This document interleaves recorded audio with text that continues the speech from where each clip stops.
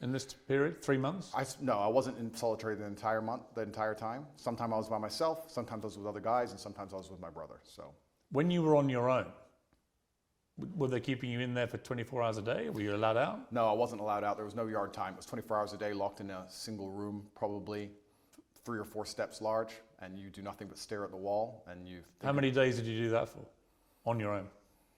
11, 12. I mean, that's a pretty grim scenario for anyone. Life's grim. For you, always being Mr. Confident, you said, interestingly, that you wouldn't categorize what you were feeling as depression because you don't believe in the concept of depression. You and I have argued about that before. But it sounds to me, from what I've seen you say when you talked about this, that was pretty close to depression, what you were feeling. Life's grim. And if you want to be a superhero, you have to understand in every single superhero movie, he is losing for 80% of the movie. He's going to suffer for the majority of the movie before he wins at the end. I've always wanted an exceptional life, Piers, and I'm not a coward. And I knew that by telling the truth about certain issues, I was going to pay the price for it.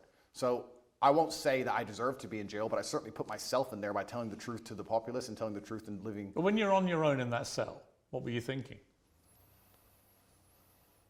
It's a long time to self-reflect, right? It certainly is.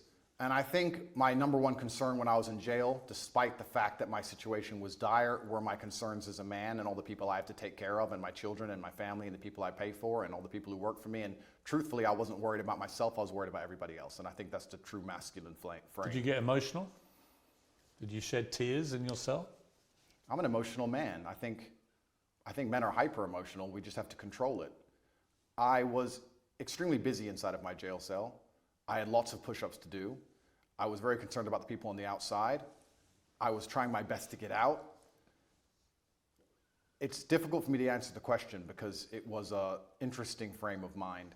I knew that God was watching and I had to perform. It's very difficult for me to go through life saying I'm the top G, I'm this, I'm that, and speak about mental resilience and mental toughness, and then the second I'm thrown inside of a solitary confinement cell, cower out.